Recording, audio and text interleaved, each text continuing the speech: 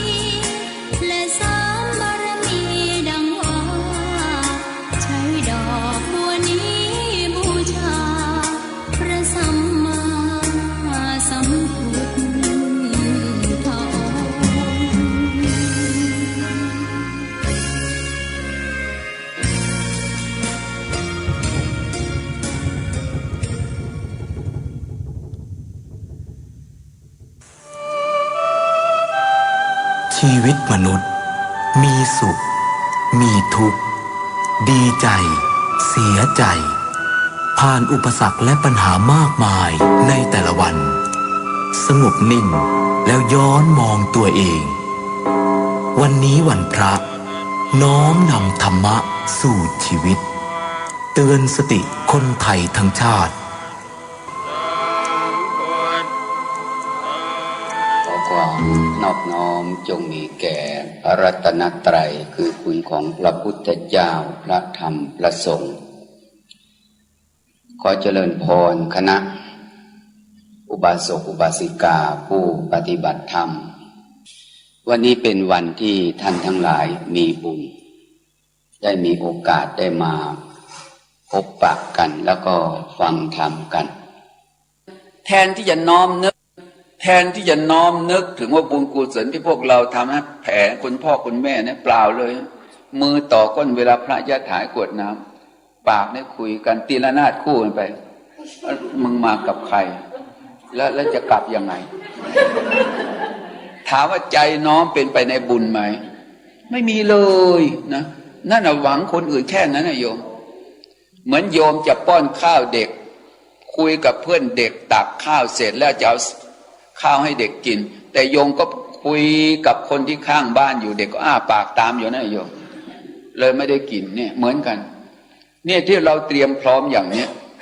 ในสัมปรายภพก็เหมือนกันนรกก็ดีสวรรค์ก็ดีมันเกิดขึ้นที่จิตของเราก่อนในภพนี้ถ้าจิตผ่องใสก็ไปสู่สุคติ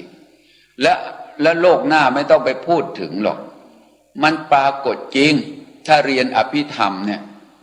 ท่านพูดไว้ชัดนะอภิธรรมท่านก็พูดไว้คนทำบุญแล้วน่ะวิบากผลคือวิมานมันรออยู่บนอากาศบนสวรรค์ชั้นฟ้าเขาเรียกว่ารูปอันนี้สวรรค์อันนี้เขาเรียกว่าชื่อภาษาพระอภิธรรมที่เราเรียนกันว่ากรรมปัจจยอุตุชรูปโยมเคยได้ยินไหมกรรมปัจจยอุตุชรูปวิมานบนสวรรค์ชั้นฟ้าเนี่ยมันเกิดขึ้นจากแรงกรรมที่เราทำไว้เอายกตัวอย่างให้ฟังไม่ใช่พูดไม่มีเหตุมีผลนันทิยมานพไปฟังธรรมพระพุทธเจ้าเกิดความเริ่มใสใจศรัทธาพอฉลองศาลาที่วัดป่าอิสิปตนมฤคทายวันเมืองพาราณสีพอถวายกุฏิศาลาลายแก่พระพุทธเจ้าเวลาเข้าไปที่ทำเมฆสถูปที่ป่าอิสิปตนมฤคทายทั้งขวามือเนี่ยเขาเรียกศาลาลายก็คือวิหารเนี่ยรอบกุฏิพระพุทธเจ้าพอถวายกุฏิสงฆ์แก่พระพุทธเจ้าวิมานปรากฏบนสวรรค์ชั้นฟ้าเนี่ยอันนั้นคือกรรมปัจจยอุตุชรูปวิมานเกิดจากแรงกรรมของนันทิยมานพท่านภาคิยะท่านขึ้นไปบนสวรรค์ไปเห็นวิมานปรากฏสวยงามมีแต่คนดูแลไม่มีเจ้าของวิมานได้ถามว่าวิมานนี้เป็นของใคร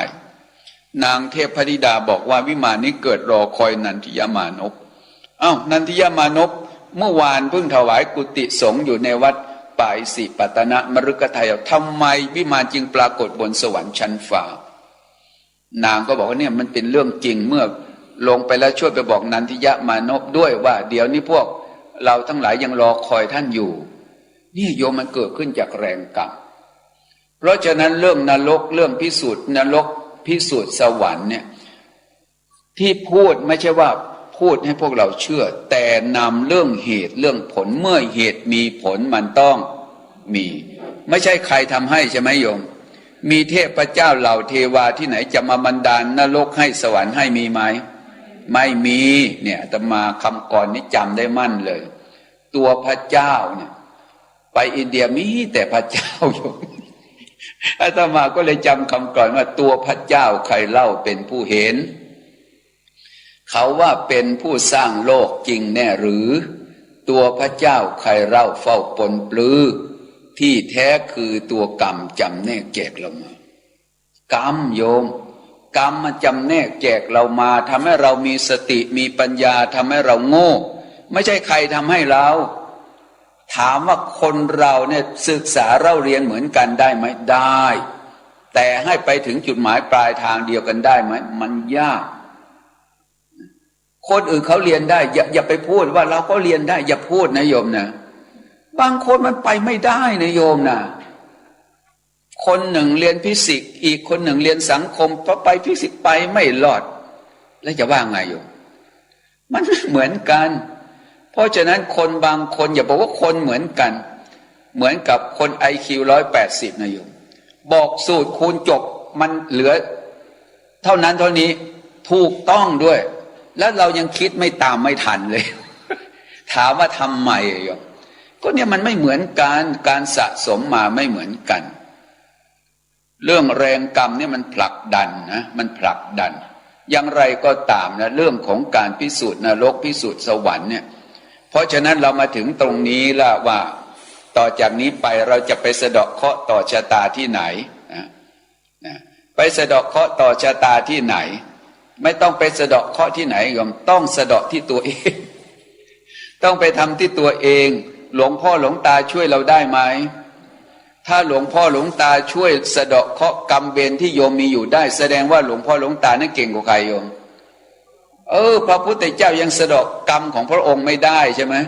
กรรมที่พระองค์ทำแล้วยังสะเดาะไม่ได้แล้วหลวงพ่อหลวงตาสะเดาะได้แสดงว่าหลวงพ่อหลวงตาไม่ใช่ธรรมดาหลวงพ่อหลวงตายังแก้ปัญหาตัวเองไม่ได้เวลาสะเดาะเคราะห์คนอื่นแล้วเวลาลุกบ้างไงโอ้ยว่าไง นี่หมายความว่าไงโยมมันหมายความว่าไงเพราะฉะนั้นเรื่องเหตุผลนี่แหละ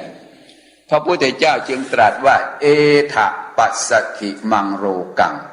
จิตตังราชะระถูปมังยัสสะภาราวิสีทันตินัตถิสังโฆวิชานตังซึ่งแปลคำไทยว่าท่านทั้งหลายจงมาดูโลกนี้อันตรการดุจราชรถอันพวกคนเขลาหมกอยู่แต่ผู้รู้หาข้องอยู่ไม่พุทธวจนะอันนี้ฟังแล้วมันรถภายนอกที่เรามองเห็นเพลินนะโยมนะโยมมีรถแล้วมันก็ใจมันก็อยากได้ใหม่โยมว่าจริงไหมอาตมายังอยากได้เลยโยมทั้งที่ไม่มีคนขับและขับไม่ได้อีกต่างหาก โยมบ้านขนมนันทวันก็อยากจะได้โปเช่มาขับเหมือนกันนะเนี่ย เนี่ยโยมน่ากิเลสมันน่าอายุมากขึ้นน่ากิเลสจะลดลงเปล่าเลยนะโยม แล้วทำยังไงโยมนี่เอถะปัสสถิมังโลกังจิตตังราชะระทูปมังสุท่านทั้งหลายจงมาดูโลกนี้โลกนี้อันตรการดุจราชรถท่านว่าคนเรานี่มันสวยมันงามเพราะเครื่องประดับนะโยมนะคนหน้าตาสดสวยงดงามถ้าไม่แต่งเผ้าแต่งผมไม่อาบไม่ล้างนี่โยมดูไม่ได้นะโยมนะคนเรามันจะมีความรู้แต่ถ้าว่าไม่ขนขวายแล้วมันก็ไม่เป็นประโยชน์เพราะฉะนั้นพระพุทธเจ้าจะว่าให้มาดูโลกนี้ความจริงในโลกนี้พระพุทธเจ้าอุปมาเปรียบเทียบเหมือนดุจราชรถเขาประดับประดาตกแต่งรถข้างนอกรถยนต์เนี่ยเขาประดับตกแต่งสวยงามด้วยเครื่องประดับด้วยเทคโนโลยีที่ทันสมัยแต่เรือนร่างกายของเรานี่ก็เหมือนกันมันประดับด้วยเครื่องประดับมีผ้าผ่อนท่อนสบายเป็นเครื่องปกปิดคนผู้มีปัญญานะเขาละแต่คนไม่มีปัญญาเขาแสวงหานี่เรื่องจริงนะโยมนะเหมือนคนขี้เหล้าให้ไปนั่งฟังเทศ มันไม่เอาคนขี้เหล้ามันก็ต้องวิ่งหาร้านคนขี้เหล้าแต่ผู้ปฏิบัติธรรมก็ต้องวิ่งหามันความดีความชั่วเนี่ยมันไปด้วยกันได้ไหมมันไม่ได้แม้อยู่ด้วยกันได้ไหมได้แต่มันไม่รวมกันเหมือนน้ำกับน้ำมันเนี่ยมีใครไปแยกมันอยู่ในถังเดียวกันนั่นแหละเทผสมพลึดลงไปใครไปแยกแล้วใครมันแยกมันแยกของมันเองบุญและบาปทั้งสองนี่มันแยกกันอยู่เพราะฉะนั้นพระพุทธเจ้าบอกให้มาดูโลกคำว่าโลกะตัวนี้แปลว่าสัตว์โลกต้องผุพังด้วยเหตุปัจจัยว่ามันเป็นสิ่งที่ไม่เที่ยงแท้แน่นอนให้มองเห็นเป็นสัจธรรมว่าอยู่ในโลกใบเนี้ยว่าเรา เอถะปัสสติมังโลกังจิตตังราชะระทุปมังยัสสะภาราวิสีทันติผู้ไม่มีปัญญาก็หลงติดอยู่นัตถิสังโฆสังโฆไม่ใช่คอละคังคอควายนัตถิสังโฆวิชานตังผู้มีปัญญาหาข้องอยู่ไม่คนมีปัญญาเขารู้ความจริงความจริงในโลกนี้มันมีอยู่สองอย่างคือรูปธรรมกับนามธรรมอยู่ที่นั่งอยู่เนี้ยส่วนไหนมันเป็นตัวเราฮะส่วนไหนเป็นตัวเราไม่มี ในโลกในที่นั่งอยู่เนี่ยส่วนไหนเป็นตัวเราไม่มีที่นั่งเนี่ยเป็นตัวรูปนะร่างกายเนี่ยเป็นตัวรูปจิตใจตัวรู้เป็นตัวนามร่างกายตามสำนวนพระสูตรกายใจเป็นสำนวนพระสูตรรูปนามเป็นสำนวนพระอภิธรรมนะนั่งอยู่เนี่ยเป็นกายเป็นรูปนะทำไมจึงเรียกว่ารูปเพราะว่าอยู่ได้เพราะความเปลี่ยนแปลงวิปริณามัตโถนั่งอย่างเดียวอยู่ได้ไหมตายนะโยมนะ ให้เรื่องจริงโยมนอนอย่างเดียวอยู่ได้ไหมตาย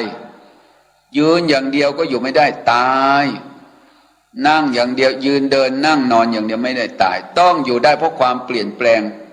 ต้องบริหารด้วยอิริยาบถสี่นั่นเห็นไหมนี่ร่างกายเนี่ยต้องบริหารด้วยอิริยาบถสี่จึงอยู่ได้เพราะความเปลี่ยนแปลงไม่ใช่นั่งดีกว่ายืนดีกว่าเดินอันนั้นสังขารปรุงแต่งเนี่ยร่างกายเนี่ยมันไม่ใช่ของเราและร่างกายเนี่ยมันทรงไว้ซึ่งความไม่เที่ยงนะพระพุทธเจ้าสอนให้มารู้ความจริงว่าร่างกายเนี่ยมันไม่ใช่เป็นของสวยของงามอ้าว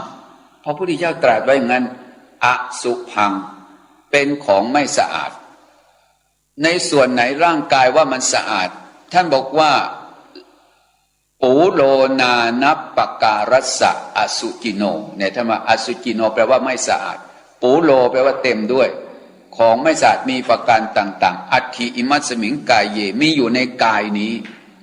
มีแต่ของอันไม่สะอาดจะมองส่วนไหนถ้าแยกส่วนออกมาแล้วมันมีแต่อสุภะทั้งนั้นแต่ของไม่สะอาดนั่นว่าตาหูจมูกลิ้นกายส่วนต่างๆนั้นมันมีแต่ไหลออกซึ่งของอันไม่สะอาดทั้งนั้นเรามองที่โยมว่าส่วนไหนสะอาดในส่วนต่างๆตาก็ไหลออกมาทั้งขี้ตาเนี่ยขอประทานอภัยนะโยมนะหูก็มีขี้หูไม่ของมันขี้ทั้งนั้นโยมจมูกก็ไหลปากก็มีของอันไม่สะอาดเนี่ยใส่ฟันมาโยมเวลามันปวดเจ้ากรรมเจ้าเวรนี่ฉีดยาชาเนี่ยยังอ้าปากยังกึบอยู่นี่โยมสองข้างเนี่ยอาตมาเนี่ยมันสงสัยมีเวรนะโยมแล้วก็มีกรรมด้วย อาตมาบอกหมอไม่ต้องฉีดยาชาไม่ฉีดไม่ได้ท่านเวลาโอ้โหถ้าไม่ฉีดตายจริงๆโยมจับหัวฟัดไปเหวี่ยงมากว่าจะถอดใส่ได้นี่ยังไม่หายดีแล้วก็มันมีปัญหาทั้งนั้นในส่วนต่างๆในร่างกายเนี่ยมันเป็นของไม่สะอาดแต่ผู้มีปัญญาเนี่ยต้องมองต้นจนจบไม่ใช่มองเฉพาะปัจจุบันเบื้องต้นเกิดจากของอันไม่สะอาดเบื้องปลายก็มีอันเน่าเหม็นเป็นซากศพเป็นที่สุดเพราะฉะนั้นกายนี้จึงเป็นของไม่สะอาดอย่ามองแค่ปัจจุบันอย่างเดียวมองให้ครบสามการมันไม่สะอาดโอ้มันเรื่องจริงอย่าไปนึกมองคนอื่นนะโยมนะพระพุทธเจ้าสอนเรื่องพิจารณาร่างกายเพื่อจะละสุภสัญญาวิปราชอาตมานี่ไปเมื่อไหร่เพิ่งไปเผาศพมาโยมศพเขาเก็บไว้เดือนเดียวแล้วเผาเวลาจะเผาเนี่ยเขาก็มัคคณายกเขาก็ฉลาดโยมเปิดฝาโลงอีกเวลาทอดผ้าก็เอาผ้าไปวางไว้เป็นฝาโลงอาตมาจะดูที่เป็นหญิงเป็นชายโยมไอ้คนตายเดือนหนึ่งปากมันเปื่อยโยมริมเนื้อฝีปากเปื่อยขยะขยงโยมน้ำเมือกน้ำหนองไหลมันเปื่อยยุ่ยเห็นปากขยะขยงโยม อาตมาเวลากินข้าวก็นึกเวลาไอโยมทอดไอแกงพะโล้โยมหนังหมูเคี้ยวหนึบหนึบมันเหมือนกับปากนั่นน่ะกลืนจะไม่ลงเคี้ยวมากๆโยมเกิดอสุภสัญญาเกินอาหารที่มันไม่เกี่ยวอะไรกันกับนั่นนั่นไหนดูทีนี่ร่างกายนี่เป็นของไม่สะอาดพระพุทธเจ้าสอนว่าคนที่เป็นหลงเท่านั้นจึงไปติดอยู่ตรงเนี้ยโยมจริงๆแล้วก็ท่านให้มองตัวเองให้เป็นอสุภสัญญาเมื่อเรามองในส่วนต่างๆร่างกายเป็นของไม่สะอาดแล้วมันก็จะมองเห็นว่าแล้วมันจะละอะไรละความสวยความงามละสุภสัญญาวิปลาสโยมลองนึกหยาบๆก็แล้วกันโยมสมมุติว่าเรามีอะไรในร่างกายเนี่ยในเนื้อหนังมังสังถ้าเราถลอกโลกหนังออกมาแล้วโยมกองไว้ทางซ้ายชำแหละเนื้อเลือดในร่างกายออกตับไตไส้พุงไหลทะลักไปในร่างกายมีซากโครงกระดูกหัวไหล่หายปลาร้าซี่โครงกระดูกสันหลังกระดูกตะโพกขานะถ้าเราเอาเนื้อหนังมังสังที่ฉาบทาออกสิ่งต่างๆกระดูกเหล่านี้ตั้งอยู่ได้เพราะเส้นเอ็น300มันลึงรัดไว้แต่ถ้าเรากระตุกเส้นเอ็นออกซากโครงกระดูก300ท่อนมันก็หลุดล่วงกองลงกับพื้นมีกระโหลกศีรษะกระดูกซี่โครงหัวไหล่หายปลาร้ากระดูกแข้งกระดูกขานอนละเกะละกะตรงไหนว่ามันเป็นตัวเราของเรามันมองดูแล้วมันเป็นของไม่สะอาดทั้งนั้นเลยถ้าเกิดว่าซากศพอันเนี้ยมันกำลังได้ที่ของมัน3 วัน7 วันเน่าเหมือนและอะไรมันจะเกิดขึ้นกลิ่นโยมและหมู่นอนเข้าชอนชัยปลุกพลุนเน่าเหม็นดับผุดดำว่ายอยู่นั้นดูสิโยมลองมองมหาบุญช่วยที่โยมถ้ามหาบุญช่วยมีหนังมันเปื่อยมันเน่าเลยโยมแล้ววันนี้หนอนตัวเบลอเท่าเส้นยาคานิยมไต่กระดึบตำปากมหาบุญช่วยดูได้ไหมโยมไม่มีใครโยมมหาบุญช่วยดูได้นี่คือกายเป็นของไม่สะอาดสักโคว่าความคล่องวิชานาตังแล้วเราไปมองดูแล้วมันจะจิตมันจะไปเกาะเกี่ยวไหมตอนนี้แม้ร่างกายของเราจะเอาไหมมันไม่สะอาดอย่างเนี้ยเราก็ไม่เอาแล้วคนอื่นแล้วต่างกับเราใช่ไหมไม่ใช่เราไม่ดีคนอื่นสวยไม่ใช่เราเป็นเช่นใดอัจฉตังว่าภายในตนเป็นเช่นใดพระหิทังว่าแม้คนอื่นก็เป็นเช่นนั้นพิจารณาอย่างนี้มันจะไปไหนไปนิพพานไปนิพพานแต่ขายขนมไปไหนไปสวรรค์แต่จัดปฏิบัติพาไปไหนไปนิพพานนะเขาไม่เอาอย่างอื่นนี่เหตุผลว่าเราจะไปนิพพานว่าที่เราหลงติดอยู่ก็เพราะว่าเรายังมองไม่เห็นโทษว่ากายนี้เป็นของสะอาดของสวยของงามแต่ถ้าเรานึกอยู่บ่อยๆว่าร่างกายนี้ชีวิตจบลงด้วยความแก่ความหนุ่มสาวจบลงด้วยความแก่ความแก่จบลงด้วยโรคภัยชีวิตจบลงด้วยความตายและเราจะเอาอะไรไปนี่ปีเก่าจะผ่านไปแล้วนะนี่ปีใหม่จะมาอีกแล้วโยมผ่านมากี่ปีแล้วอายุของเรามากขึ้นบุญมากขึ้นหรือว่าความประมาทมากขึ้นเรายังมองไม่ออกเลยแล้วเราจะไปไหนรู้ไหมโยมเราก็ไม่รู้เหมือนกันแต่ผู้มีปัญญามองเห็นโทษในปัจจุบันว่าสิ่งทั้งหลายทั้งปวงในโลกนี้ยึดถืออะไรไม่ได้นี่ร่างกายนะที่ว่าให้ฟังในโลกใบนี้ว่าคำว่าคล้องหลงติดอยู่ในร่างกายนี้หนีทุกข์ไม่ได้บางคนเขาแสวงหานะโยมนะคนที่ยังปัญญายังไม่เก่กล้าเนี่ยบารมียังไม่บริบูรณ์มองเห็นสิ่งที่ไม่เป็นสาระว่าเป็นสาระเขาจึงคล้องอยู่ในโลกแต่บุคคลผู้มีปัญญาเนี่ยมองเห็นกายนี้เป็นของไม่สะอาดแล้วสลัดร่างกายของไม่สะอาดนี้ออกจากโลกนี้ไปดับทุกข์ดับรูปนามนี้แต่จิตใจนั่นก็เหมือนกันญาติโยมจิตใจของเราเนี่ยมันเป็นนามธรรมจิตนี้มันไม่เที่ยงเห็นธรรมะก็คือเห็นสภาพนามธรรมคือจิตใจว่ามันเป็นของไม่เที่ยง แต่เรานี่สำคัญนะญาติโยมนะเราสำคัญว่าความคิดความนึกนะเป็นเราเห็นธรรมะโยมอย่าไปบอกว่าเห็นสิ่งอื่นไม่ใช่หลับตาไปแล้วเห็นพระนิพพานไม่ใช่หลับตาไปแล้วไปเฝ้าพระพุทธเจ้าได้บนสวรรค์ชั้นหนึ่งไม่ใช่เห็นธรรมะกูมาเข้าใจเรื่องกายเรื่องจิตนี้กายพูดไปแล้วว่ากายมันไม่เที่ยงต้องอยู่ได้ด้วยความเปลี่ยนแปลงสำหรับจิตใจแล้วเอามาดูธรรมะเห็นจิตใจว่ามันเป็นธรรมะอย่างไรความพอใจเกิดรู้ไหมโยมรู้ใช่ไหมใครความพอใจเป็นรูปหรือเป็นนามความพอใจเป็นนามหรือความพอใจเป็นเราเป็นนามนะนามจริงหรือเปล่าโยมหรือพระบอก พระบอกนี่รู้มีความรู้แต่ยังไม่เข้าถึงธรรมพอใจนะเป็นโลภะ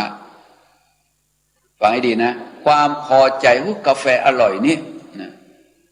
เมื่อกี้นี้ชงกาแฟคาปาชิโน่หรือว่าอะไรกินเข้าท่านี่นะกินหมดแก้วหนึ่งเอาน้ำมาอีกหนูแก้วหนึ่ง พอใจปุ๊บเป็นโลภะโลภะนั่นชอบไหมโยมชอบนั่นเห็นไหมนั่นคือธรรมะแต่เวลาพอใจเกิดขึ้นมันไม่ใช่ไปพอใจอย่างเดียวใครพอใจถูกใจใครเอาเราไปตัดสินใช่ไหมโยมไอ้ความพอใจน่ะเป็นธรรมะสราคังจิตตังจิตตันติปชานาติจิตมีความพอใจก็ให้รู้ด้วยว่าความพอใจนั้นเป็นนามธรรมชนิดหนึ่งเที่ยงหรือไม่เที่ยงตอนที่ยังไม่ได้กินพอใจไหมไม่เกิดเพราะเหตุปัจจัยไม่มีแต่พอกินแล้วถูกปากไหมถ้าไม่ถูกปากไม่ไหลลงในลำคอ ไหลลงลำคอเนี่ยพอใจคือโลภะเวลาพอใจเกิดรู้ไหมไม่รู้ถ้ารู้ไปนิพพานแล้ว พอใจนะเป็นนามธรรมชนิดหนึ่งเพราะฉะนั้นเวลาปฏิบัติธรรมเบสิกพื้นฐานว่าเวลาพอใจหนอนะพอใจหนอความพอใจนั้นเป็นนามธรรมไม่ใช่เรานี่เห็นธรรมะแปลว่าธรรมชาติความพอใจเกิดขึ้นแก่พระก็เป็นอย่างนี้เกิดขึ้นแก่โยมก็เป็นอย่างนี้ไม่ต่างอะไรกันเลยปัญญาไปเห็นความพอใจว่าเป็นนามธรรมชนิดหนึ่งพอกลืนผ่านลำคอไปแล้วความพอใจไหลลงในท้องด้วยหรือเปล่าเปล่าความพอใจเกิดขึ้นที่ไหนปลายลิ้นเท่านั้นพอเลยลำคอเข้าไปแล้วอร่อยเอือกลงไปอุ้ยลงถุงท้องแล้ว ไม่ใช่นี่ความพอใจท่านบอกว่าลดหนอรู้หนอนั่นน่ะฝึกสติให้สติมาว่าความพอใจว่าเป็นนามธรรมชนิดหนึ่งพอใจหนอรู้หนอได้ทั้งนั้นไม่ต้องพูดนะแต่ฝรั่งเขาก็ไม่ได้พูดอย่างนี้แล้วพอใจหนอรู้หนอนั่นช่วยเห็นธรรมะว่าความพอใจเป็นเราหรือเป็นนามธรรมถ้าเรารู้ว่าเป็นนามธรรมเกิดขึ้นแล้วเป็นไงดับไหมดับไปพอจิบไปแล้วมันลงคอเสร็จแล้วก็จิบใหม่เป็นอีกเกิดขึ้นอีกพอใจไหมพอใจอีกใครพอใจตอนนี้ถ้าไปเอาความพอใจว่าแม่ถูกใจเลยรถอย่างนี้ถูกใจเราถ้าเอาความพอใจมาเป็นเราชอบอย่างเนี้ยเราชอบอย่างนี้เป็นโมหะนะโยมนะโมหะถ้าพอใจรู้ว่าพอใจเป็นโลภะแต่ถ้าเอาความพอใจเราชอบเนี่ยถ้าเราชอบเราพอใจเป็นโมหะสะโมหะจิตตังจิตตันติปชานาติจิตมีความหลงก็รู้ว่าความหลงเนี่ยเป็นนามธรรมชนิดหนึ่งมันเกิดขึ้นเพราะได้เหตุปัจจัยโมหะนี่อาศัยโลภะเกิดโมหะนี่อาศัยโลภะเกิดโมหะไม่มีบ้านเป็นของตัวเองนะอาศัยโลภะเกิดเรียนอภิธรรมเขาเรียกว่าสัมปยุตนะถ้าไม่ได้เรียนเฉยๆไว้นะโยมนะ อาจารย์จะไม่ต้องเหนื่อยคางมาก แต่ถ้า เห็นธรรมะเนี่ยแม่พอพูดอย่างนี้ไปพวกเรียนอภิธรรมมันพูดนะมันพูดพวกเรียนอภิธรรมเนี่ยไปนิพพานได้พวกไม่ได้เรียนอภิธรรมไปนิพพานอย่าเชียวนะโยมนะอย่าไปพูดอย่างนั้นไปเดี๋ยวเขาน้อยใจภิกษุผู้ศึกษาทรงพระวินัยปีฎกศีลบริสุทธิ์ไปนิพพานได้ภิกษุผู้เจริญสมาธิมากด้วยสมาธิก็ไปนิพพานด้วยได้ภิกษุผู้สังวัตยายเจริญอภิธรรมด้วยปรมัตถธรรมก็ไปนิพพานได้เพราะฉะนั้นอย่าไปพูดว่าเราอยู่ฝ่ายไหนแล้วฝ่ายนั้นดีเพราะฉะนั้นเราต้องศึกษาให้รอบด้านไปแล้วเป็นโมหคติอีกเราต้องฟังให้เข้าใจนี่มีคนพูดไปเห็นพระแปลบาลีเน้นเรียนบาลีไม่ได้เรียนอภิธรรมไปนิพพานไม่ได้นะเนนคนเรียนอภิธรรมพูดได้ยังไงเด็ดเนนน้อยใจว่าไปได้อ้าวนี่เห็นธรรมะนะโยมนะอย่าไปคิดว่าโยมต้องไปเห็นที่ไหนธรรมะไม่ใช่ขวาย่างหนอซ้ายย่างหนอไม่ใช่เห็นธรรมะมันต้องดูสภาพรูปธรรมแต่ละขณะเดินเนี่ยมันเป็นธรรมะตรงไหนก็เดินมันเป็นรูปใช่ไหมถ้ารูปเที่ยงเหยียบอยู่จะยกได้ไหมไม่ได้ถ้ารูปเที่ยงยกแล้วมันจะย่างได้ไหมก็ไม่ได้ยกขณะหนึ่งย่างขณะหนึ่งเหยียบขณะหนึ่งถามว่ายกกับขณะย่างกับขณะเหยียบเป็นขณะเดียวหรือคนละขณะเที่ยงหรือไม่เที่ยงเนี่ยเป็นวิปัสสนาไหมเนี่ยเอาอีกแล้วลืมสูตรแล้วเนี่ยเนี่ยคือรูปัง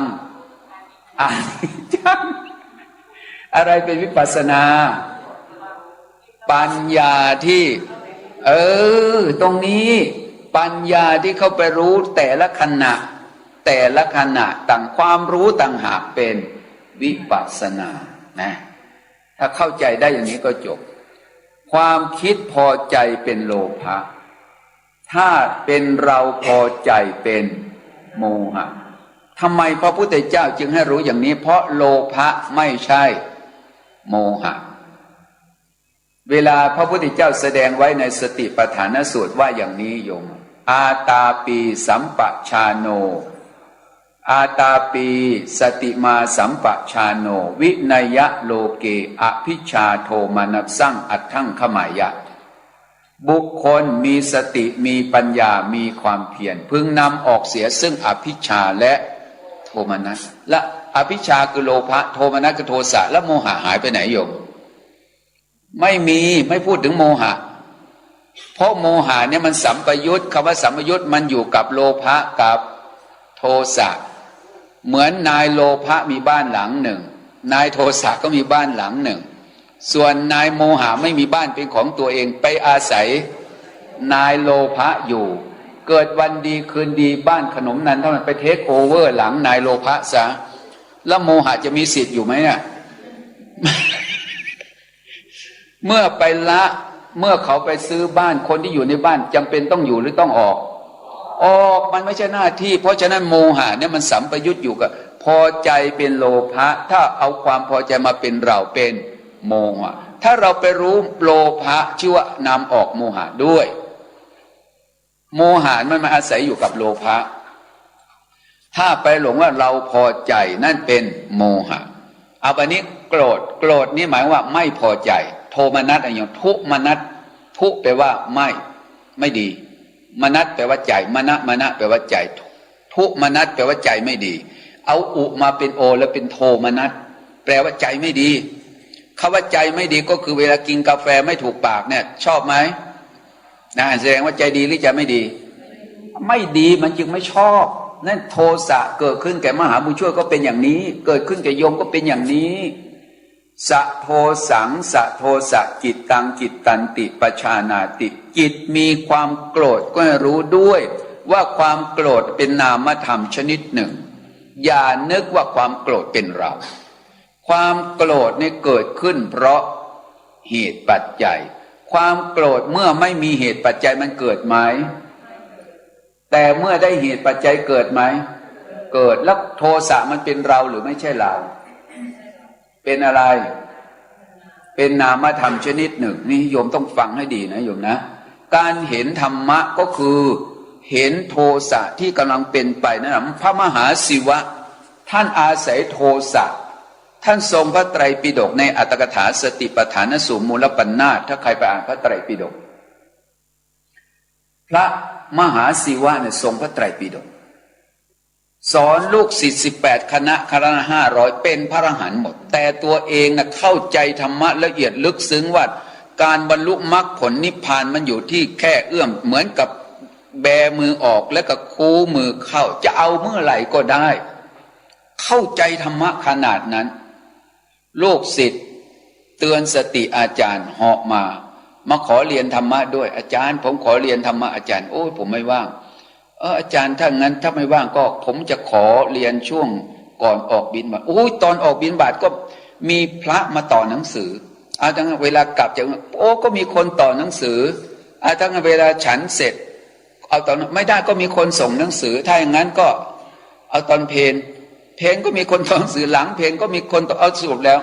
ไม่มีเวลาเลยถ้าอย่างนั้นอาจารย์ก็เป็นกระดานให้ลูกศิษย์เถอะถ้าว่าก็หมายเฝ้ากระดานและลูกศิษย์ห่อหนีเลยอาจารย์สังเวชใจพรุ่งนี้วันเข้าพรรษาวันนี้อาจารย์จะเข้าวิปัสสนาว่างั้นวันพรุ่งนี้อาจารย์เป็นพระอรหันต์ก็อธิษฐานเข้าพรรษาดูทีทรงพระไตรปิฎกความรู้แตกฉานเห็นมรรคผลเห็นรูปไม่เที่ยงนามไม่เที่ยงเข้าใจแจ่มแจ้งปฏิบัติวิปัสสนาตั้งแต่หัวค่ำยันสว่างแม้แต่สมาธิก็ไม่เกิดเพราะเชี่ยวชาญทางปริยัติแต่ไม่เชี่ยวชาญทางปฏิบัติจนถึง30 ปีวันแรกท่านบอกว่าไม่ได้บรรลุมรรคบรรลุผลท่านว่าคงปาลบความเพียรน้อยเกินไปอธิษฐานว่าถ้ายังไม่บรรลุมรรคบรรลุผลเราจะไม่เอาหลังเอนสู่พื้นไม่ยอมนอนแต่ท่านไม่ได้บอกว่าอาบน้ำหรือเปล่าไม่จะไม่เอนหลังสู่พื้นปฏิบัติอยู่30 ปีจนถึงวันออกพรรษาพระตีละฆังวันมหาปวารณาท่านน้อยใจท่านเอามือไปค้ำผาก้อนหินเรานี่อาภัพสงสัยจะไม่ได้บรรลุมรรคผลมีบุญน้อยร้องไห้เสียงดังออกมานางเทพธิดาเพื่อจะเตือนสติมาร้องไห้แข่งกันดังกว่าพระอีกเพราะความเป็นนักเทศเชี่ยวชาญเห็นคนมีทุกข์ทนไม่ได้พระก็เลยบอกแม่นางจะมาร้องไห้เสียใจเพราะอะไรนางก็บอกว่าดิฉันเป็นนางเทพธิดาเฝ้าภูเขาลูกนี้ดิฉันเห็นพระผู้เป็นเจ้าปฏิบัติวิปัสสนาเคร่งครัดมา30 ปีดิฉันอนุโมทนาสาธุการทุกวันนี่เทวดาบอกมาวันนี้เห็นพระผู้เป็นเจ้ายืนร้องไห้ดิฉันจึงมาร้องไห้ด้วยกลัวว่าการร้องไห้จะบรรลุธรรมดิฉันจึงมาร้องไห้กับพระผู้เป็นเจ้ามันเตือนเราดิและนางก็หายวับไปเลยพอเท่านั้นเองท่านยกโทสะเกิดขึ้นมาโทสะมีการเกิดขึ้นแล้วการดับไปเห็นโทสะเกิดขึ้นแล้วยกขึ้นสู่วิปัสสนาวชิรูปมาธรรมาสภาพธรรมเปรียบเหมือนสายฟ้าผ่าวิปัสสนาญาณเพราะอาศัยการสะสมอบรมมาบริบูรณ์เกิดขึ้นชั่วขณะลัดในมือเดียวชั่วเห็นขณะโทสะเกิดบรรลุเป็นพระอรหันต์ในขณะที่มือค้ำต้นเสาต้นผาอยู่นะดูที่มันไวโยมว่าบรรลุธรรมง่ายไหมโยมว่าบรรลุธรรมมันง่ายมากแต่เหตุที่จะบรรลุน่ะ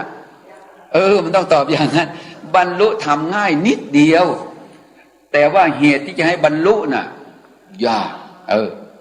โทสะเกิดขึ้นเวลาไม่พอใจใครโกรธโยมดิฉันอยู่ไม่ได้ค่ะโอ้ยไม่คลายทุกข์เลยร้อนมากนี่โยมต้องนึกถึงพุทธโอวาทโทสะนั้นเป็นนามธรรมชนิดหนึ่งเกิดขึ้นที่ไหนเกิดขึ้นที่ใจใครใครรู้เอาอีกแล้วนามรู้ถ้าเป็นเรามันก็ไม่ได้หอนดิต้องเห็นธรรมะก็คือเห็นเนี่ยโทสะเกิดขึ้นก็รู้ว่าโทสะเป็นนามธรรมชนิดหนึ่งเที่ยงหรือไม่เที่ยงตอนแรกมันเกิดหรือยังไม่เกิด แต่ตอนนี้ตั้งใจจะให้บรรลุแล้วมันไม่บรรลุเป็นไงเกิดแล้วเกิดแล้วเป็นไงชอบไหมไม่ชอบใครไม่ชอบนามไม่ชอบใช้ได้ความไม่ชอบนะเป็นโทสะแต่ถ้าเราไม่ชอบเป็นโมหะนะไปเอาความไม่พอใจเป็นนามเป็นเราเพราะฉะนั้นเวลาความโกรธเกิดขึ้นไม่รู้ไม่เป็นไรแต่เวลาความหลงเกิดขึ้นว่าเราโกรธเท่านั้นเองก็ให้รู้ด้วยเวลาโมหะเกิดก็ให้รู้ด้วยโมหะเนี่ยมันจะคลุมหมดเลยนี่เห็นธรรมะเพราะฉะนั้นโยมเห็นธรรมะโยมอย่าเอาใจไปคล้องไปเกาะกับราชรถคันนี้นะโยมนะราชรถคันนี้ก็คือกายและใจของโยมนี่แหละหน้าหล่อๆสวยๆอย่างที่โยมยังไม่ลงตะไบเนี่ย อย่าหลงตัวเองนะง่วงเนี่ยใครง่วงโยมใช้ได้ ง่วงเนี่ยชอบไหมโยมไม่มีใครชอบหรอกโยมง่วงมันเป็นอกุศลธรรมถีนมิทธะง่วงเกิดขึ้นก็ให้รู้ใครง่วงนามง่วงเนี่ยถูกต้องแต่ถ้าเป็นเราง่วงเป็นโมหะเห็นไหมเห็นธรรมะก็คือเห็นอย่างนี้ถ้ารู้อย่างนี้ถอนอะไรถอนตัวตนเรียกว่าอัตตาสมัยเก่าเนี่ยเราเห็นนั่งเป็นทุกข์ใครทุกข์เราทุกข์นั้นเป็นรูปูแล้วนะทุกข์คือรูปู รูปูปาทานขันโธขันธ์อันเป็นที่ตั้งแห่งความยึดมั่นคือรูปนะอย่าไปแปลทับศัพท์ว่าเป็นรูปูนะรูปอุปาทานยึดมั่นว่ากายเป็นเราถ้ามีเราแล้วนั่งใครนั่งเรานั่งใครทุกข์เราทุกข์แต่ถ้านั่งเป็นกายนั่งเป็นทุกข์อะไรทุกข์กายทุกข์ถอนอะไรออกถอนอัตตาถอนอัตตาเวลาจิตไม่พอใจเป็นโทสะเกิดขึ้นรู้เป็นนามธรรมเวลาเราไม่พอใจเป็นโมหะง่วงเป็นถีนมิทธะเราง่วงเป็นโมหะฟุ้งเป็นใครฟุ้งนามฟุ้งเป็นธรรมะเราฟุ้งเป็นถ้าเอาขึ้นคำว่าเรานี่เป็นโมหะทั้งหมดอยู่เราฟุ้งเห็นธรรมะเนี่ยฟุ้งหนอเห็นไหมในวิปัสสนาเนี่ยฟุ้งเป็นวิปัสสนาใช่ไหมโยมไม่ใช่ฟุ้งเป็นกรรมฐานเป็นอารมณ์ให้เกิดวิปัสสนาแต่ปัญญาที่ไปรู้ฟุ้งต่างหากว่าเป็นนามธรรมเป็นวิปัสสนาวิปัสสนามันเกิดขึ้นมาแล้วมันละอัตตาแล้วมันเกิดอะไรขึ้นสูญญตาแปลว่าอะไรว่างเปล่าจากคำว่าตัวเราของเราแล้วมันเป็นอะไรเป็นรูปเป็นนามกายเนี่ยเป็นรูปรู้น่ะเป็นนามเป็นเรื่องของเหตุปัจจัยเพราะฉะนั้นวิปัสสนาคัพพะคันหาปนังเนี่ยวิปัสสนาเกิดขึ้นน่ะต้องแยกโดยความเป็นรูปเป็นนามและมันถอนตัวสัตว์บุคคลถ้ายังไม่เห็นเป็นรูปเป็นนามแล้วมันก็นั่งคือเราคิดคือเราคิดเห็นไหมโยมแต่ถ้าเห็นกายเป็นรูปเห็นจิตเป็นนามมันถอนคำว่าตัวเราของเราเกิดสุญญตาถ้าเป็นอย่างนี้จะไปไหนนิพพานเดี๋ยวไหนจะไปนิพพานต่อนิพพานสักหน่อยนะโยมนะรู้หรือยังโยมนิพพานอยู่ที่ไหนฮะอยู่ที่ใจนะโยมอยู่บ้านมีใจไหมโยมมีแล้วมาทำไมถ้าอยู่บ้านมีใจเพราะนิพพานอยู่ที่ใจอยู่บ้านมีใจไม่น่าจะมาบ้านขนมหรอก หรือใจอยู่ที่บ้านมาที่สวนนี่มาแต่กายก็ไม่ใช่นะ นิพพานไม่ใช่ธรรมภายในไม่ใช่อัจฉตังวาไม่ใช่ธรรมภายในตัวเรานิพพานเป็นธรรมภายนอกนิพพานเป็นธรรมภายนอกอุปมาอย่างนี้โยมคลื่นความถี่ของอากาศเนี่ยมันมีคลื่นกระแสไฟฟ้าสถิตไฟฟ้าสถิตในอากาศมีไหมโยมประจุบวกประจุลบเขาเรียกอิเล็กตรอนโปรตอนแม่พูดมากคุณยายเขาจะนินทามหาบุช่วยเอาอะไรมาพูดตอนหมายความว่าในอากาศเนี่ยถ้าเครื่องบินบินระดับความต่ำ10 กิโลเมตรนิยมมันจะไปประจุไฟฟ้าบวกลบทำเครื่องบินถูกไฟฟ้าถูกฟ้าผ่าเพราะฉะนั้นเวลาเครื่องบินมันต้องบินแบบอะไรเหนือเมฆโยมเครื่องบินเหนือเมฆแล้วมันก็เครื่องบินนะเมื่อบินเหนือเมฆแล้วเขาเรียกว่าเครื่องบินเป็นอะไรไร้น้ำหนักเครื่องบินนะมันไม่มีน้ำหนักแต่ถ้าบินอยู่ต่ำๆเนี่ยเครื่องบินมันโหลดน้ำหนักมันจะตกแล้วก็ถูกกระแสไฟฟ้าผ่าเพราะฉะนั้นเวลาบินเขาจึงต้องเชิดให้ขึ้นสุดแหมพูดเหมือนขับเครื่องบินอย่างนั้นพูดให้โยมฟัง เนี่ยการเจริญวิปัสสนาก็เหมือนกันจิตใจของเราเนี่ยจะเข้าสู่นิพพานคำว่านิพพานเนี่ยมันเป็นธรรมภายนอกแต่ถ้าเขาพิสูจน์แล้วมันมีจริงเป็นพหิทาวาเป็นธรรมภายนอกอย่าไปบอกว่านิพพานอยู่ในใจไม่ใช่นิพพานเป็นธรรมภายนอกนอกตัวเรามันเหมือนคลื่นความถี่อยู่ทางอากาศถ้าใครสัมผัสได้ฝึกจิตสมาธิให้มีพลังและสามารถจะพิสูจน์สิ่งนี้ได้คือนิพพานได้เข้าถึงนิพพานเหมือนกับคนที่จะพิสูจน์ว่าเสียงสีแสงมีก็ต้องมีเครื่องอุปกรณ์เสริมจึงจะพิสูจน์ได้นิพพานเป็นธรรมภายนอกเอามาดูสภาวะของนิพพานคืออะไรนิพพานไม่ใช่เมืองโน้นเมืองนี้ถ้าเราไปเข้าใจว่านิพพานต้องอยู่ตรงนั้นนิพพานต้องอยู่ตรงนี้นิพพานต้องไม่เกิดไม่ตายนิพพานต้องนิ่งอยู่สิงสถิตอยู่ในภพนั้นๆถ้าเป็นอย่างนี้ก็เป็นวิภวตัณหานี่ท่านแสดงไว้กามตัณหายินดีในรูปในเสียงในกลิ่นในรสในสัมผัสนี่กามตัณหาเนี่ยเขาเรียกว่าบริโภคกามจิตยินดีนั่นเองเรียกว่าบริโภคเช่น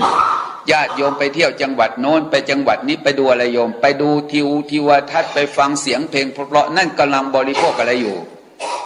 ตัณหาโยมนั่นกามตัณหาภาวะตัณหายินดีในภพภูมิเช่นบ้านโยมอยู่ตรงไหน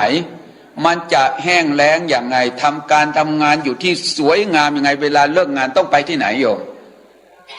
ต้องไปที่บ้านทำไมต้องไปที่บ้านเพราะมันเป็นบ้านของใครจะให้หนีไปอยู่ที่อื่นได้ไหมไม่ไปทำไมไม่ไปโยมมันไม่ใช่บ้านของนั่นแหละภาวะตัณหาโยมแล้ววิภาวะตัณหาคืออะไรวิภาวะตัณหาความคิดเครียดไม่อยากจะฟังไม่อยากจะพูดอยากจะหนีไปอยู่ที่มันไม่มีอะไรไม่อยากฟังมหาบุญช่วยด้วยนะอยากจะอยู่นิ่งๆไม่อยากพบใครนั่นแหละให้มันเป็นสถานที่ที่ตนไปอยู่แล้วไม่เกิดเกตแต่นั่นเป็นวิภาวะตัณหาแต่ว่านิพพานไม่ใช่อย่างนั้นนิพพานนิตัวนั้นแปลว่าไม่มีวานะตัวนี้แปลว่าตัณหาเครื่องผูกพันวานะตัวนี้แปลว่าตัณหาเครื่องผูกพันคำว่านิพพานก็คือจิตพ้นจากตัณหาเครื่องผูกพันเช่นเราบูชาดอกไม้ธูปเทียนในขณะนั้นจิตมีตัณหาไหมเรียนอภิธรรมก็เรียกจิตเป็นมหากุศลขณะที่จิตน้อมบูชาพระเอาใจน้อมเอาดอกไม้นึกถึงคุณของพระพุทธเจ้าขณะนั้นใจน้อมลำลึกนึกถึงคุณของพระพุทธเจ้าเอาดอกไม้เป็นเครื่องบูชาในขณะนั้นจิตเป็นกุศลจิตเป็นกุศลถามว่าอกุศลเกิดได้ไหมขณะนั้นไม่ได้เมื่อแสงสว่างปรากฏความมืดคือกิเลสก็ดับไปขณะนั้นจิตสงบกิเลสโดยตะทางฆประหารในขณะนั้นถูกประหารแล้วกิเลสไม่มีแต่เป็นตะทางฆประหารในขณะนั้นเป็นนิพพานแล้วคำว่านิพพานคือ กิเลสไม่เกิดพูดง่ายๆขณะโยมใส่บาตรใจน้อมเพื่อจะเอาหรือใจน้อมเพื่อจะให้ในขณะนั้นมีความโลภไหมไม่มีไม่ใช่ใส่บาตรนะ3579สาธุงวดหน้านะไม่มีแต่ให้ในขณะจิตน้อมเป็นไปในการให้ขณะนั้นจิตสงบจากกิเลสโดยตะทางฆปหารขณะนั่งฟังธรรมอยู่นี้ใจตั้งใจฟังไม่ส่งจิตไปในเรื่องอื่นขณะนี้ความโลภความโกรธความหลงไม่กระเพื่อมไม่เกิดขณะนี้ตัณหากิเลสตัวนั้นก็นิพพานเป็นตะทางฆปหารนั่งไหว้พระสวดมนต์ในขณะนั้นความโลภความโกรธไม่มีใจน้อมอยู่ในบทสวดเป็นสมาธิก็ดับกิเลสโดยตะทางฆปหารถ้าเราเจริญวิปัสสนามารู้รูปรู้นามแต่ละขณะไม่มีคำว่าตัวเราของเราเดินเป็นรูปรู้จิตเดินเป็นนามนะนั่งเป็นรูปรู้นั่งเป็นนามคิดเป็นนามรู้เป็นนามไม่มีตัวเราของเราขณะนั้นละกิเลสโดยตะทางฆปหารเข้าถึงนิพพานในขณะนั้นนิพพานแปลว่าดับกิเลสนิพพานมาจากภาษาบาลีว่านิวานะแปลว่าพ้นจากกิเลสเครื่องร้อยลัดผูกพันไว้ทำอะไรก็ตามทานศีลภาวนาเนี่ยที่กิเลสไม่โผพันขณะนั้นชื่อว่าเข้าถึงนิพพานโดยตะทางฆปหารแต่ว่าคนเจริญวิปัสสนาเนี่ยใจมันน้อมอยู่ในขณะที่เราฝึกสติอบรมปัญญาเห็นกายเป็นรูปเห็นจิตเป็นนามมันถอนคำว่าตัวเราของเราแม้เรานั่งอยู่ในขณะนี้นั่งน่ะเป็นกายรู้น่ะเป็นนามนั่งเป็นรูปรู้นั่งเป็นนามเดินเป็นรูปรู้เดินเป็นนามถามว่ารู้อย่างเนี้ยมันถอนอัตตาเมื่อถอนอัตตามันก็เกิดสุญญตาสุญญตาก็คือว่างจากตัวอุปาทานแล้วมันเป็นอะไรก็เป็นรูปเป็นนามเพราะฉะนั้นญาณที่จะไปสู่พระนิพพานญาณแรกก็เรียกว่านามรูปปริเฉทญาณอยู่มันแยกโดยความเป็นรูปเป็นนามมันก็ถอนอัตตาพระพุทธเจ้าประทานโอวาทแก่พระโมคคัลลาชไว้ว่าสุญญโตเห็นไหมขึ้นต้นเลยสุญญโตโลกังอเวกขัสสุโมคราชสทาสโตแปลคำไทยว่าดูก่อนโมคคัลลาชเธอจงมีสติทุกเมื่อพิจารณาโลกโดยความเป็นของศูนย์โลกในที่นี้หมาย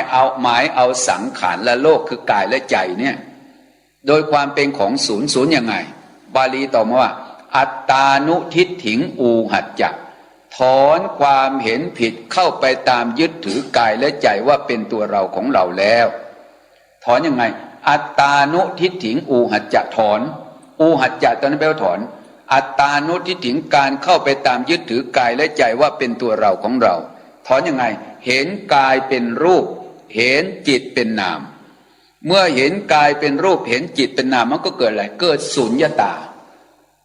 ว่างเปล่าจากตัวตนมันก็เป็นเพียงแต่รูปกับนามเห็นไหมเอวังโลกังอเวกขั้นต่างบุคคลผู้พิจารณาเห็นโลกโดยความเป็นของศูนย์อย่างนี้นะศูนย์จากตัวอัตตาศูนย์จากตัวอัตตาคือยังไงนั่งเป็นรูปรู้เป็นนามนอนเป็นรูปรู้นอนเป็นนามคิดเป็นนามรู้เป็นนามเนี่ยมันเป็นรูปเป็นนามมันก็เลยไม่มีอัตตามีแต่รูปกับนามเอวังโลกังอเวกขั้นต่างบุคคลผู้พิจารณาโลกโดยความเป็นของศูนย์อย่างนี้พญามัจจุราชจะตามไม่เห็นเธอพญามัจจุราชหมายเอาความตายใครตายตอนนี้โยมไม่มีมหามุช่วยตายใช่ไหมไม่ใช่รูปดับนามดับแล้วพ่อดับพ่อตายมีไหมพ่อความจริงก็เป็นรูปแม่ก็เป็นรูปรูปดับนามดับไม่มีคนตายสัตว์ตายเมื่อพิจารณาโลกโดยความเป็นของศูนย์นั่นคือทางไปสู่กระแสแห่งความพ้นทุกข์ถ้าเราฝึกสติอบรมปัญญาพัฒนาจิตใจของเราอยู่อย่างนี้การอยู่ในโลกใบนี้ก็จะไม่มีความทุกข์โยมมีปัญหาไหมโยมมีปัญหาตอนนี้จะเปิดโอกาสให้โยมถามปัญหากันยกมือเลยโยมที่ตั้งใจฟังเนี่ยพิสูจน์นรกพิสูจน์สวรรค์แล้วจะไปไหนก็ไปนิพพาน และโยมสงสัยอะไรเปิดโอกาสโยมเปิดโอกาสใครจะถามมหาเชิญนะเดี๋ยวก็ถามถามใหม่มันจะได้ออกใหม่ถามใหม่ในกรณีของปอทฤษฎีนะคะที่เขาถูกตัดขาไม่ทราบว่าในอดีตชาติเขาได้สร้างกรรมอะไรพระพุทธเจ้าว่าทำกรรมเช่นใดย่อมได้รับผลเช่นนั้นฟังให้ละเอียดนะโยมนะกรรมมันเกิดขึ้นที่ไหนเกิดขึ้นที่เจตนานะโยมนะกรรมเนี่ยไม่ใช่มาเขาตัดสักขาในปอแต่กรรมอะไรที่มันทำให้ถูกตัดขากรรมของเขาเองพูดอย่างนี้มันก็ปั้นทุบดินใช่ไหมโยมเราต้องมองให้ตลอดเช่น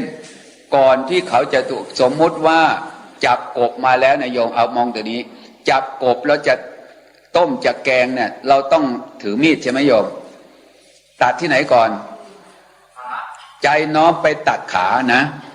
ใจน้อมไปตัดขาใจของเราเนี่ยเจตนาตัวนี้คิดน้อมเป็นไปเพื่อกระตัดแล้วก็ยกมีดขึ้นมาตัดขาอะไรขากบนั่นแหละกรรมอันนี้แหละเราทำไว้ในชาติไหนเรารู้ได้ไหมไม่ได้แต่กรรมอันนี้เมื่อมันได้โอกาสได้ช่องมาจึงมาตัดขาใครเจตนาที่ตัดขากบตอนเจตนาตอนนั้นเวลามันส่งผลเจตนาตัวนี้เรียกว่ากรรมมันมาตัดแต่เมื่อมันมาตัดในปัจจุบันเราไม่มองถึงอดีตว่าทำไมต้องถูกตัดขาทำไมต้องถูกตัดขาเพราะกรรมของเขาเองแต่ถ้าพวกเรามองไม่เห็นเหมือนหมออะไรที่ป่วยแล้วไปเข้ารักษาแล้วก็ไปเลยใช่ไหมนั่นน่ะกรรมอะไรกรรมของเขาแต่ว่าเราต้องแยกเป็นประเด็นเหมือนกับพระพุทธเจ้าที่บอกว่านายกาละอุบาสกลูกของท่านอนาถบิณฑิกะเศรษฐีเป็นพระโสดาบันไปรักษาศีลที่วัดพระเชตวันออกจากวัดพระเชตวันมาแล้วตอนเช้าก็มาล้างหน้าที่หน้าวัดพระเชตวันวันนั้นโจรมันปล้นคลังหลวงก็เลยติดตามสะกดรอยมาโจรมันนึกว่าถุงทรัพย์อยู่ในมือก็เป็นหลักฐาน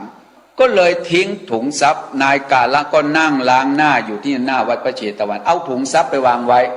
ข้างหลังตำรวจหลวงวิ่งมาจะนี่หมอนี่เองตอนที่ยังไม่มาถือศีลอุโบสถแกก็เป็นประเภทอย่างว่านะลักขโมยเป็นพระโสดาบันก็เลยถือศีลตำรวจมาเห็นถุงทรัพย์หลักฐานปรากฏอย่างนี้เขาก็จับใช่ไหมจับแล้วรับไหมก็ไม่รับทำไมจึงไม่รับก็ไม่ได้ทำแต่ตำรวจเขาเชื่อไหมเพราะหลักฐานมันมัดเมื่อไม่มันหลักฐานมันมัดแล้วจะให้ทำยังไงเมื่อไม่รับศาลเตี้ยที ทั้งเข่าทั้งศอกทำเล็กทำเบาก็เหมือนกับทำหนักในที่สุดนายกาละก็ถึงแก่ความตายแล้วทำยังไงก็ไปเผาที่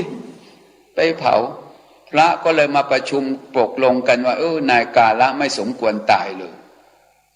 เพราะว่าเป็นคนดีมีศีลมีธรรมพระพุทธเจ้าเสด็จมาถึงถามว่าภิกษุพวกเธอคุยเรื่องอะไรกันเรื่องนายกาละพระเจ้าข้าตายในการไม่สมควรตายพระพุทธเจ้าบอกว่าภิกษุทั้งหลายนายกาละสมควรตายแล้วเป็นยังไงภิกษุพวกเธออยากฟังไหมว่างั้น พระพุทธเจ้าก็ย้อนรอยถอยอดีตไปเลยนายกาละในชาติปางก่อนเป็นตำรวจตรวจคนเข้าเมืองเห็นภรรยาคนอื่นสวยก็เลยยัดเยียดข้อหาเขาแล้วก็ฆ่าเขาเอาภรรยาเขาโทษหนักตกนรกเศษบาปอันเหลือต้องถูกฆ่าตายทุกภพทุกชาติแม้ชาติสุดท้ายนี้เป็นเศษกรรมอันเหลือต้องถูกฆ่าตายภิกษุฟังแล้วเกิดสังเวชใจนี่ยกตัวอย่างให้ฟังว่านี่ทำไมจึงต้องถูกฆ่าตายทำไมต้องถูกตัดขาคล้ายกันจะหักขากบขาเขียดก็ได้หรือจะเอาตั๊กแตนมาหักขาใช่ไหมโยมได้แมลงทับหักขาหนึ่งก็เสียบไม้ใส่วงกลมเป่าปีดอยู่นั่นแหละกรรมทั้งนั้นแหละโยมนะยิ่งเป็นเด็กบ้านนอกบ้านนาไม่มีของเล่นเหมือนคนในเมืองจับแมลงปอเด็ดดอกหญ้าเสียบตูดปล่อยโอ้ยมันสนุกโยม เจริญพรปัญหาข้อต่อไปมีไหมโยมยกมือไอ้ถามเชิญกรรมเมื่อมันส่งผลแล้วกรรมใคร โยมต้องฟังประเด็นนี้นะแล้วเราเป็นอะไรกับเขาถ้าแก้กรรมถ้าเราแก้กรรมเราแก้แต่เป็นกรรมของเขาเราไปแก้เขาได้ไหมไม่ได้เพราะฉะนั้นต้องไปสอนให้เขาแก้ให้เขาทำนะทำกรรมแต่ว่าจะแก้ได้ไหมแก้กรรมแก้เวรเป็นพระพุทธเจ้าก็แก้ไม่ได้แต่อุบายที่จะไม่ให้กรรมนั้นส่งผลนั้นมีอยู่อันนี้เราต้องไปประเด็นนี้นะแต่ว่าต้องแก้ให้ตรงประเด็นนะกรรมที่เขาทำให้จะตัดขามันกรรมเกี่ยวกับอะไรมันต้องดูอีกแล้ววิธีกรรมจะแก้ถ้าเกิดว่าโรคเบาหวานขึ้นจนที่เรียกว่ามันเยียวยาไม่ได้แล้วอันนี้ก็สุดปัญญานะมันต้องดูเหตุผลด้วยสมมุติว่าคนที่โรคเบาหวานขาเน่าแล้วไปถวายสังฆทานแก้ได้ไหม มันหมดสิทธิ์แล้วเหมือนพระเทวทัตกลิ้งก้อนหินทับฝ่าพระบาทพระพุทธเจ้านี่เป็นกรรมเก่าของพระพุทธเจ้าเป็นพระพุทธเจ้าน่าจะตัดได้แล้วแต่ว่า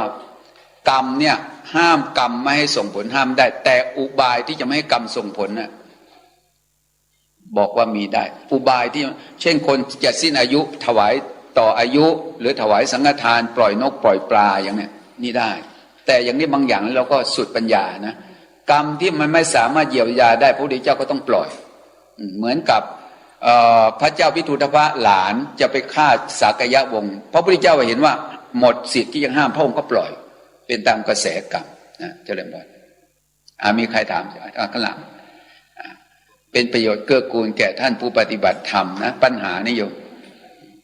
ไอ้ที่ไม่ถามไม่ใช่ว่าโยมไม่มีปัญหานะนี่หมายความว่าคนหนึ่งถามแล้วมันคลายหมดเจริญพรผมอยากทราบพุทธวิธีดับทุกข์ในชีวิตประจำวันระดับคนมุขดับภักโอ้โห